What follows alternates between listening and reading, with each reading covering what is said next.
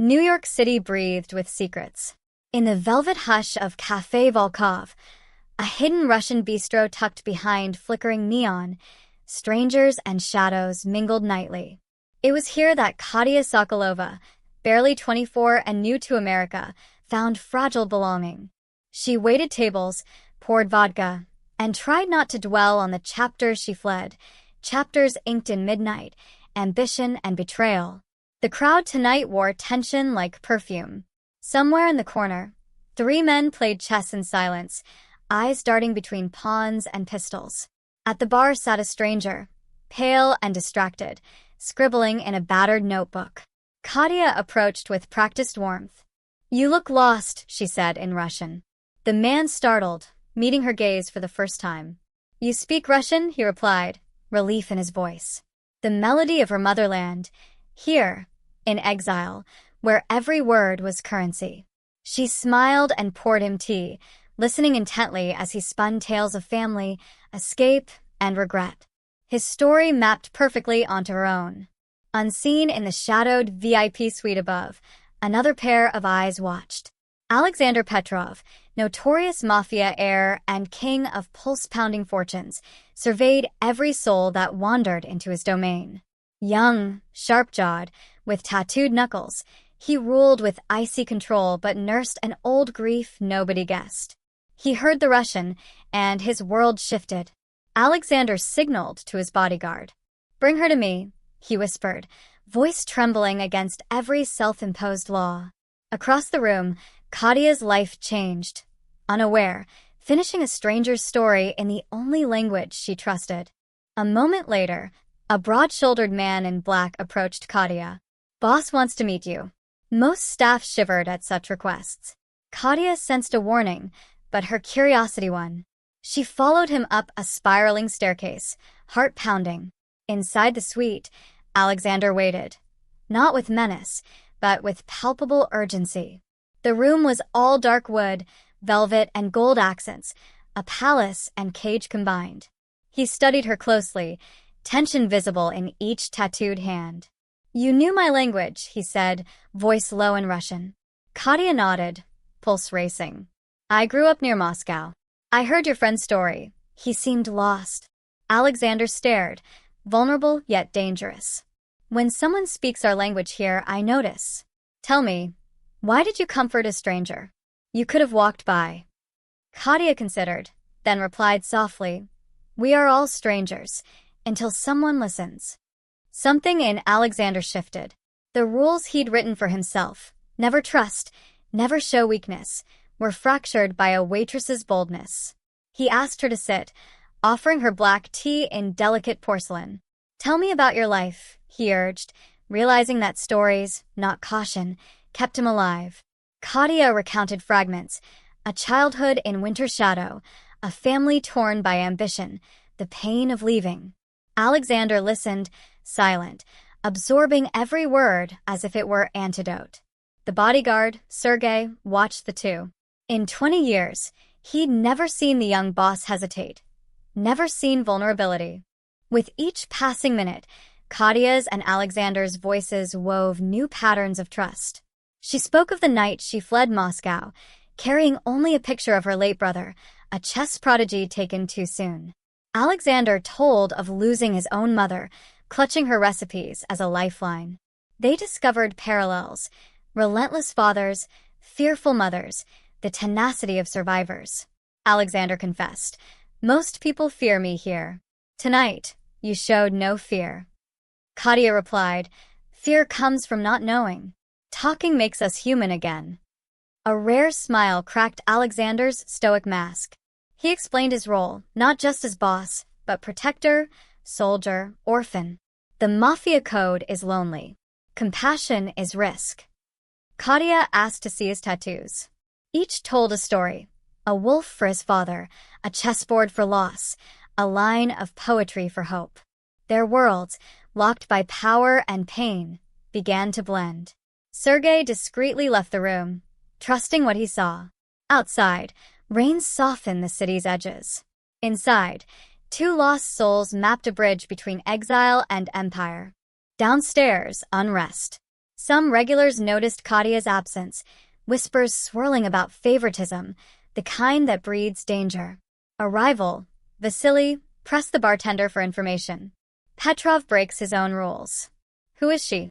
Kadia, meanwhile, asked Alexander blunt questions. Why trust a stranger? You rule with power, but rely on kindness tonight.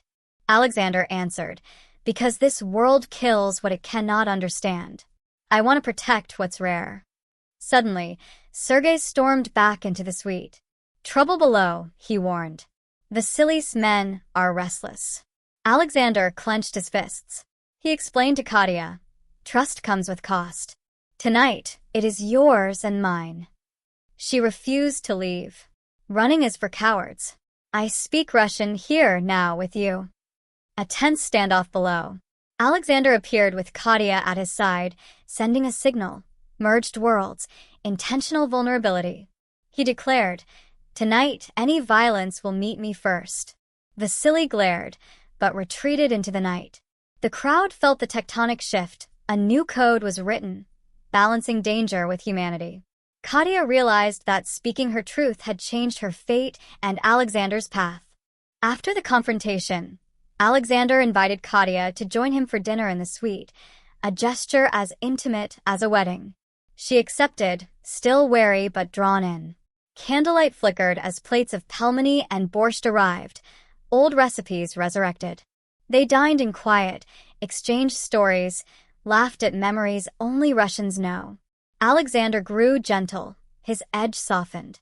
He asked Kadia if she missed Moscow. Yes. But tonight felt like home, she answered. He pondered aloud. Home is made from people, not bricks. They toasted with vodka, sharing a promise to build new lives from fragments. Alexander, never one for gifts, handed her a chess set, a symbol of shared loss and strategy. Kadia teared up. My brother would have loved this. The suite, once a fortress, became space for healing. Alexander vowed protection. Speak Russian anytime. Here, you're safe. Kadia found new courage, growing roots where she never expected. Word of Alexander's kindness zipped through New York's underground. Some hailed him as visionary. Others called him weak. Rivals tested boundaries, but the inner circle grew loyal, respect bred not by fear, but by hope. Kadia returned to work with quiet pride. Regulars noticed her confidence, her bond with the boss. A few sent secret letters in Russian. We survived together. Each message became a stitch in her new tapestry. Alexander's reputation shifted. Police, politicians, even old enemies watched his every move. He invited leaders to dinner, opening talks about truce, family, respect. For the first time, Café Volkov became more than safe haven. It was a hub for healing, translation, and forgiveness. Russian immigrants flocked to Kadia, grateful for a voice that understood. Alexander commissioned music nights, story hours, chess tournaments. Kadia led many, honored as bridge builder. Those who clung to old codes faded. Alexander, inspired, funded homes for survivors. No peace lasts forever. One stormy night, Vasily returned with enforcers. The restaurant's lights flickered as fear gripped the crowd. Sergei and the guards prepared for violence. Kadia insisted on staying, her voice steady. Alexander, worried for her safety, begged her to hide. You saved me. You are family now. Let me protect you. Kadia refused. I will say what must be said in Russian so they understand. When Vasily entered, Kadia stood tall. She spoke. Violence is not power. Respect is power. Her Russian rolled across the marble floors, mesmerizing the crowd. For minutes, Vasily hesitated, torn between old loyalty and new dignity. Finally, he stepped back, muttering, You have changed us. The threat erased, the staff applauded. Alexander hugged Kadia, whispering, You are my bravest soldier. Alexander summoned his lieutenants. Times have changed. We build with words, not bullets. Kadia's courage is our new code. Some grumbled but obeyed.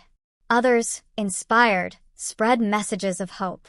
The Mafia's reach softened, business grew, violence declined, exiles returned. Kadia's Russian heritage became honored, not hidden. She taught staff words of healing, trained them in hospitality, converted fear into welcome. Alexander started new ventures: legal businesses, charities, scholarships. The wounded found work. The lost found direction.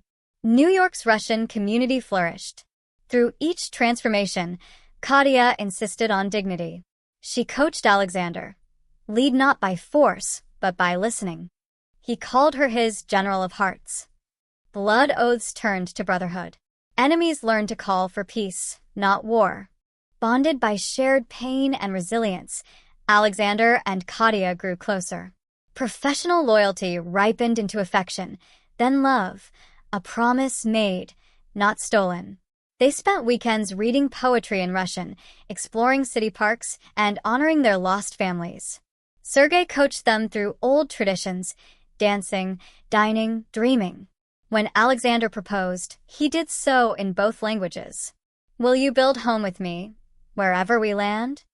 Kadia answered yes, her voice steady, her heart sure. Their wedding blended Russian and American joy. Café Volkov overflowed with music and laughter. Kadia's old photo of her brother was placed near the altar. The Mafia, once a force of fear, became a story of healing and rebirth. Years later, their children listened to stories told in both Russian and English, honoring roots and wings.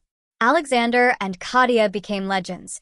He, the Mafia boss who froze at a voice from home. She, the stranger made family by one moment of courage.